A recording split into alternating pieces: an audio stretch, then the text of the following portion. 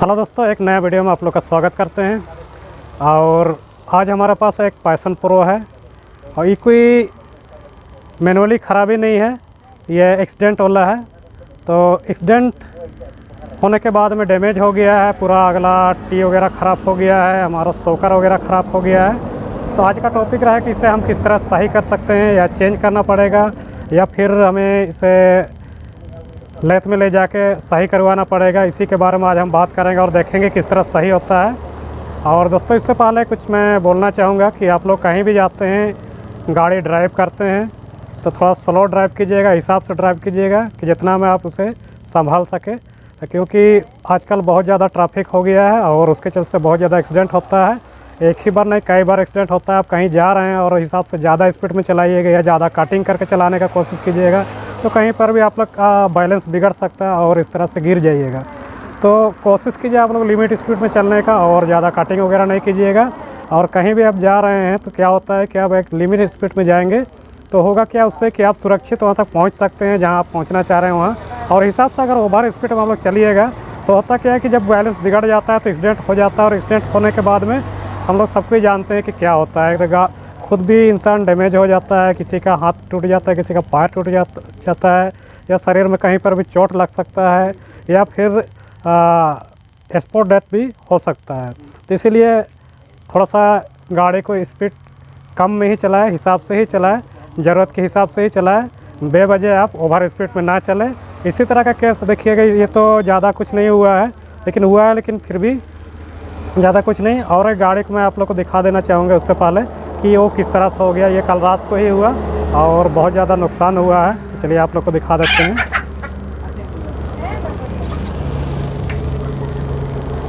यहाँ पर से अगर देखिएगा तो ये एक अपाची है 160 और BS4 में आप लोग इसका कंडीशन को देख सकते हैं किस तरह से एक्सीडेंट हुआ है। और इसे देख के अंदाज़ा लगाया जा सकता है कि आदमी का क्या हाल हुआ होगा। आदमी को मैंने नहीं देखा अभी तक, आदमी को तो मैंने नहीं देखा है, लेकिन गाड़ी यहाँ रात में ही इन्होंने छोड़ दिया है और किसी का मदद से वो लोग चला गया या कुछ से भी चला गया, या हम नहीं बोल सकते हैं, नहीं बता सकते हैं। लेकिन इस तरह से कंडीशन हो गई, इसमें बहुत ज़्यादा नुकसान हो गया और आदमी को भी नुकसान हुआ, उसे बेड रेस्ट करना पड़ जाएगा। तो इस तरह से ओवर स्पीड का ही कारण है। और उनके बताने के अनुसार कुछ लोगों को बताया गया है, यहाँ जो लोग थे उन लोग को बताया गया है कि कुछ ज़्यादा ही स्पीड में थे, 80-90 लगभग की स्पीड में रहे होंगे, इस तरह से बताया गया। तो इस तरह से इसका भी बैलेंस बिगड़ने के चलते ही एक्सीडेंट हुआ है। तो चलिए इस गाड़ी में हम फोकस करते हैं, इसको आज बनाने वाले हैं। ये हमारा पैशन प्रो है और आगे से आप लोग को दिखा दे रहे हैं किस तरह से हो गया। यहाँ से पहले देखिएगा, ये हमारा सीधा है, यहाँ से हमारा सीधा आ रहा है तो चक्का सीधा जाना चाहिए। लेकिन चलिए आप लोग को दिखाते हैं क्या हुआ है। देखिए चक्का हमारा इस तरह से मुड़ गया है, यानी दाहिना मुड़ जा रहा है। यानी हमारा यहाँ पर से अगर देखेंगे तो इसका सोकर के पाइप को अगर देखते हैं तो इसका कुछ ज़्यादा नहीं लग रहा है, ज़्यादा बेंड हुआ नहीं लग रहा है। उस साइड का भी ज़्यादा बेंड हुआ नहीं लग रहा है, थोड़ा बहुत बेंड हुआ होगा। लेकिन इसका जो टी है, ये जो टी होता है, ये हमारा ज़्यादा बेंड हो गया है, उसी के चलते इस तरह से हो गया है। और हो सकता है नीचे में जो इसका एक्सेल है ये भी हमारा बेंड हुआ होगा। ये तो जब तक हम नहीं खोलेंगे तब तक हमें पता नहीं चलेगा। लेकिन चलिए हम इसे खोल लेते हैं और सीधा करवाते हैं, उसके बाद सीधा होता है या नहीं आप लोग को दिखाएंगे। खोलने के लिए दोस्तों हमें सबसे पहले इसका हैंडल को खोलना होगा। ये जो यहाँ पर से 217 नंबर की नट लगी हुई रहती है इसके नीचे में, इन्हें खोलना होगा। और साथ ही यहाँ से 30 नंबर की जो बोल्ट है जो रेसर की, इसे भी खोलना होगा। चक्का खोलना होगा, इसका मडगार्ड खोलना होगा, हेडलाइट वगैरह सारा खोलना होगा। चलिए इन सब को खोल लेते हैं और उसके बाद में इसे लेथ में ले जाके सीधा करवा लेते हैं, इसका अलाइनमेंट करवा लेते हैं। उसके बाद में फिर फिटिंग के टाइम आप लोग को दिखाएंगे इसमें क्या क्या चीज़ चेंज करना पड़ जा रहा है या वही सबसे हमारा काम हो जा रहा है। तो देख सकते हैं आप लोग, फाइनली हमने पूरा गाड़ी को खोल लिया है और इसका जो टी है इसे भी खोल लिए हैं, इसका सोकर को खोल लिए हैं। तो क्या करना होगा, इसे अब हमें लेथ में ले जाना होगा। उससे पहले यहाँ पर से अगर आप लोग देखिएगा, सोकर हमारा पूरा बेंड हो चुका है, साथ ही साथ ये टी भी हमारा बेंड हो गया है। यहाँ अगर हम नीचे देखेंगे तो ये हमारा सीधा नहीं जा रहा है, जो एक्सेल है ये भी सीधा नहीं जा रहा है, सेट नहीं हो रहा है। ये देखिए उल्टा जा रहा है, कितना भी हम कोशिश करेंगे ये सही नहीं जा रहा है। इसका मतलब ये हमारा पाइप भी ख़राब हो चुका है, सोकर पाइप भी, और साथ ही साथ ये टी है, टी भी ख़राब हो चुका है, तो किस तरह से ले जाना होता है लेथ में हमें। यहाँ 2 सोकर हो गया और नीचे का जो चक्का एक्सेल हो गया इसे ले जाना होगा, और साथ ही साथ ऊपर का जो ये प्लेट है, पत्ती है, इसे भी ले जाना होगा। और ऊपर में आप लोग देख सकते हैं 30 नंबर की जो नट है इसे भी फंसा के ले जाना होता है। और साथ ही साथ यहाँ पर 12 नंबर की जो सोकर को जाम करने के लिए जो बोल्ट लगा हुआ है वो रहता है।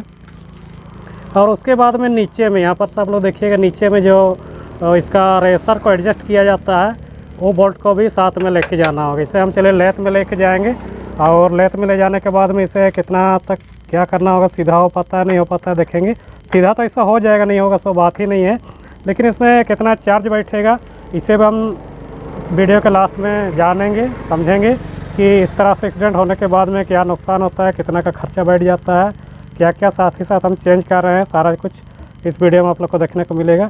चलिए हम इसे लेथ में ले जा लेते हैं और इसे सीधा करवा के आते हैं, पूरा अलाइनमेंट करवा लेते हैं, उसके बाद लेके आएंगे और फिटिंग करने टाइम फिर मिलते हैं।